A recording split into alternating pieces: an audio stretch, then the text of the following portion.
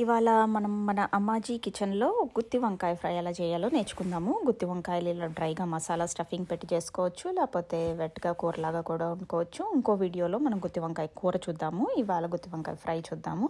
First గుత్తి వంకాయలు చక్కగా కడిగేసుకొని శుభ్రంగా తుడుచుకొని పెట్టుకోవాలి. లోపల మసాలా స్టఫింగ్కి మనం శనగపప్పు, ఉప్పు, కారం, ధనియాలు, నువ్వులు, వేరుశనగపప్పులు, dry coconut powder, ginger garlic paste, దాల్చిన చెక్క, లవంగాలు, యాలకులు రెడీ చేసుకోవాలి.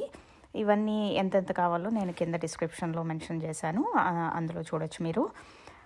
తర్వాత వంకాయలని ఇలా నిలువుగా అడ్డంగా కోసుకుని 4 ముక్కలు అయ్యేటట్టు, కంప్లీట్గా కాకుండా ఇలా ఒక ఫ్లవర్ లాగా చేసి అందులో మనం స్టఫింగ్ పెట్టుకోవాలి.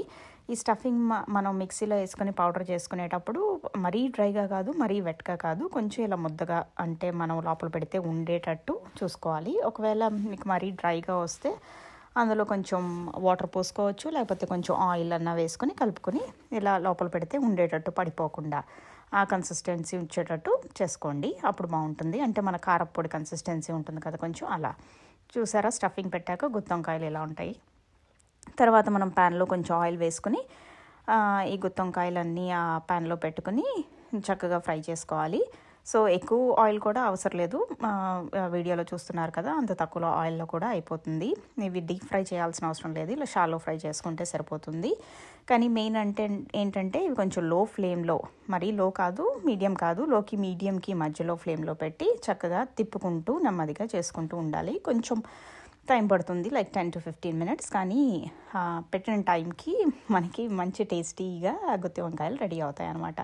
సో ఇలా అయిపోయినాక ప్లేట్లోకి తీసుకుని తర్వాత మిగిలిన మసాలాను కూడా ఆ ఆయిల్లో వేసేసి కొంచెం ఫ్రై చేసుకుని ఈ మసాలాను కూడా మనం అన్నంలో కలుపుకొని తినొచ్చు. కొంతమంది ఇందులో కొంచెం ఆనియన్స్, గ్రీన్ చిల్లీస్ కూడా వేసుకొని ఫ్రై చేసుకుని చేస్తారు, అలా కూడా చేసుకోవచ్చు, లేకపోతే ఇలా కూడా తినేయచ్చు.